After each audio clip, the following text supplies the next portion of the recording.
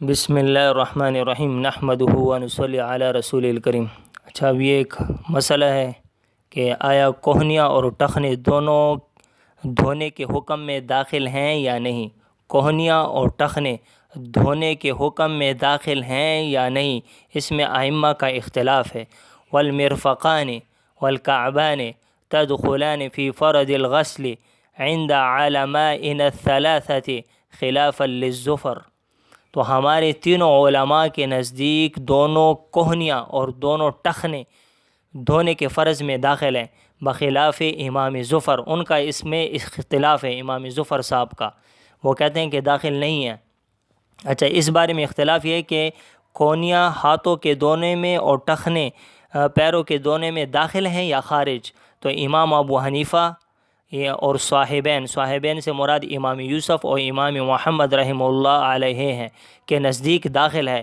یہی قول امام شافعی رحمہ اللہ اور امام احمد بن حنبل رحمہ اللہ علیہ کا ہے، اور ایک روایت امام مالک رحمہ اللہ علیہ سے بھی یہی منقول ہے۔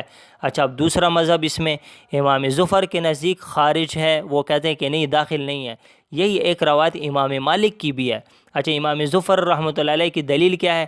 جب کسی چیز کی انتہا بیان کی جاتی ہے، انتہا، تو اس میں خود انتہا غایت داخل نہیں ہوتی۔ جیسے ثم اتم الصیام الی اللیل، اس آیت میں غایت یعنی رات اور مغایا روزہ میں بالاتفاق داخل نہیں ہے، کیونکہ روزہ تو دن کو ہوتا ہے، رات کے وقت تو نہیں ہوتا۔ تو اسی طرح یہاں بھی کوہنیاں اور ٹخنے ہاتھ اور پاؤں کے حکم میں داخل نہیں ہے، ان کی دلیل یہ ہے۔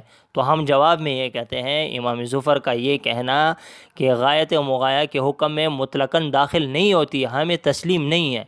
کیوں؟ بلکہ غایت کبھی مغایا میں داخل ہوتی ہے اور کبھی خارج۔ اس کا قاعدہ یہ ہے کہ غایت کی دو قسمیں ہیں، غایت الاسقاط اور غایت الامداد۔ اول میں یعنی غایت الاسقاط میں داخل ہے، اور ثانی میں یعنی غایت الامداد میں خارج ہوتی ہے۔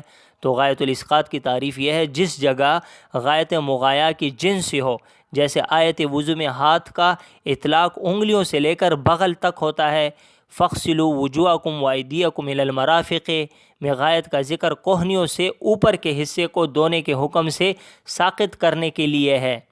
اگر غایت ذکر نہ کی جائے تو ہاتھوں کا دھونا بغلوں تک ضروری ہوتا۔ اچھا، دوسرے نمبر پر غایت الامداد، وہ کسے کہتے ہیں؟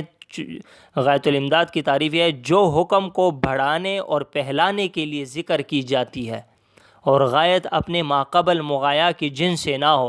جیسے مثلاً ثم اتم الصیام الی اللیل، چونکہ رات روزے کی جنس سے نہیں ہے، اس لیے رات روزے کے حکم میں داخل نہ ہوگی۔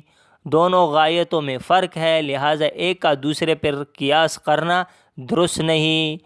مثبتین کی دلیل کہ حضرت ابو ہریرہ رضی اللہ عنہ سے روایت ہے، جس کے الفاظ یہ ہیں، حضرت ابو ہریرہ رضی اللہ عنہ نے دایاں اور بایاں ہاتھ دھوتے وقت کوہنیوں کو بھی شامل کر لیا، ایسے ہی پیر دھوتے وقت دونوں ٹخنوں کو بھی شامل کر لیا۔ پھر فرمایا کہ میں نے رسول اللہ صلی اللہ علیہ وسلم کو ایسے ہی وضو کرتے دیکھا ہے۔ نیز حضرت عثمان رضی اللہ عنہ کی روایت سے بھی احناف کے مذہب کی تائید ہوتی ہے۔